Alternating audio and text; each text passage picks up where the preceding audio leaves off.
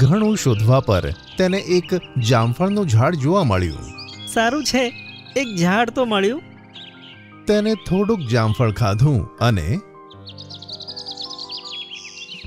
તેનું એક પાંદડું તોડીને પોતાની સાથે લઈ ગયો. જ્યારે તે પોતાની જગ્યાએ ગયો ત્યારે બધા પક્ષીઓ તેને હેરાનીથી જોવા લાગ્યા. હે, આ સોનું કબૂતર ગાંડો થઈ ગયો કે શું? ખાવાની જગ્યાએ પત્તો તોડીને લાવ્યો. સોનું કબૂતર ઝાડમાં પોતાના માળે પહોંચ્યો ત્યારે તેને એક ટોપલું મૂકેલું દેખાયું. તેણે તે પાંદડાને ટોપલાની અંદર નાખી દીધું. બધા પક્ષીઓ આ જોઈને હેરાન થઈ ગયા. સોનું કબૂતર દરરોજ આવા પાંદડા તોડીને લાવતો અને તે ટોપલામાં નાખી દેતો હતો.